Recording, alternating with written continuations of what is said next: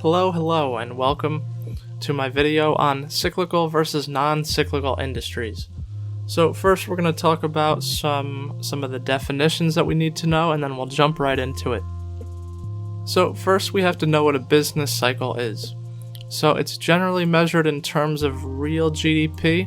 That was a bad circle, real GDP. And it's over a period of time. So here we can see in this graph, first we have an expansion, followed by a peak, and then it goes through a recession. Then it hits a bottom, and back into an expansion and contraction, and over again. The average business cycle in the US is about 5 years, and the average expansion is longer than the average recession, which shows just how much our economy has grown over the years. So now we can talk about what GDP is. GDP is gross domestic product, and it's the total value of all finished goods and services in a country over a time period. The time periods are generally quarters and annually for the US. And when we talk about finished goods, one example I'll give is a car. So a car will be counted in the overall value of a GDP, but the sum of the raw materials and all the stuff put into the car is not counted, especially if they're work in process or something, or the car is not complete. This is because the value of the car will capture all the value of the raw materials within it. So you don't want to double count things like raw materials and the car, because then that would skew the measure. So the total US GDP in 2019 was 21.44 trillion. A very large number indeed. So now, since we know this, we can talk about cyclical industries. So these are where a company's performance closely follows the total economy's performance. They'll prosper in a growing economy, but if there's a recession, they're going to get hurt. So this is often shown in a company's stock price. We'll talk about stock prices a little bit later as well. So which industries are cyclical? Things like automobiles, companies that sell luxury retail goods, companies that sell furniture, and hotels. In any of these industries, if we're in a recession, all of these industries are going to be hurt. People aren't going to be buying new cars in a recession. People will definitely decrease their consumption of luxury goods. They're not going to be going on as many vacations, things like that. One luxury retail good company I have picked out here is Canada Goose, and we're going to talk about them later. So if we're talking about the stocks of these companies, if they're publicly traded, they typically have high betas. So what is a high beta?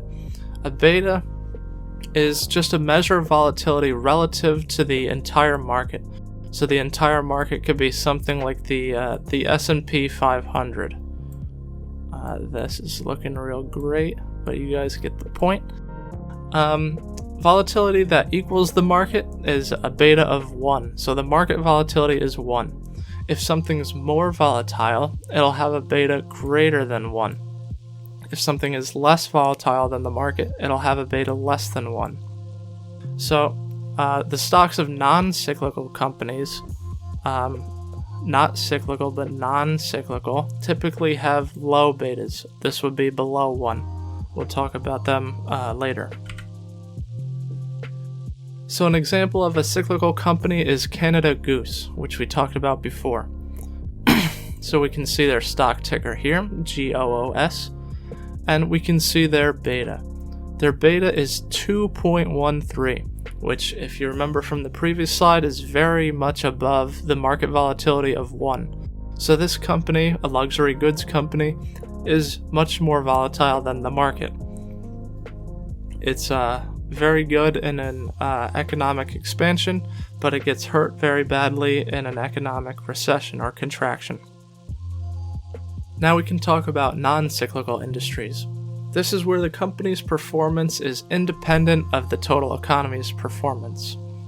The current state of the business cycle does not matter to the company. They're going to be relatively stable no matter what happens. The perfect example you can see here is Walmart, and we're going to be talking about them next. So which industries are generally non-cyclical? Low-cost providers like Walmart, and companies that sell consumer staples are also usually considered non-cyclical. Things like toothpaste, beverages, food products. If there is a recession, consumers are still going to be buying all of these things. So they're generally have much less exposure to an economic recession than something like a luxury goods company. Like we said before, the betas are typically low, less than 1 for non-cyclical companies. So here's an example of a non-cyclical company, Walmart. We can see Walmart's ticker here. And they are basically the role model of a low-cost provider. Everybody thinks of Walmart when they think of low prices. So as we can see in a non-cyclical industry, they have a very low beta, 0.28. This is much less than 1, which is, remember, the market volatility. Canada Goose had a beta of over 2, which is much more volatile, while Walmart is much less volatile. In a recession, Walmart is not going to see much of a change. They may see a slight change, but it's going to be very slight compared to a luxury goods retailer like Canada Goose. So what do you do with this info? Cyclical versus non-cyclical is often talked about with stock investing. So something that may be talked about is if you think the economy is going to grow, you may be interested in cyclical stocks, which have a good chance of growing while the entire economy isn't growing. If the economy is on the verge of a recession, or it's in a recession or some sort of contraction, you may be interested in non-cyclical stocks because they have lower exposure to recessions. These stocks are often sometimes called defensive. So if you think the economy is going to take a turn for the worst, maybe you might invest in more non-cyclical stocks.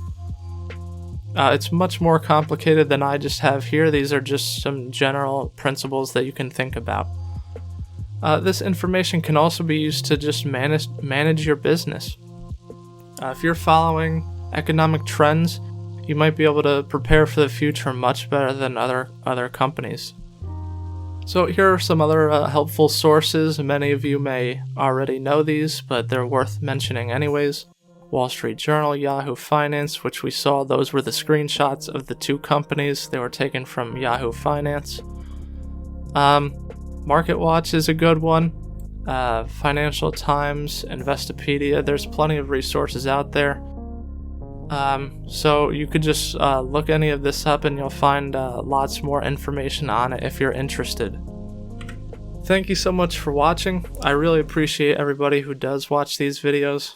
If you have any questions or comments, let me know below the video. I'll respond as soon as I can. Thank you.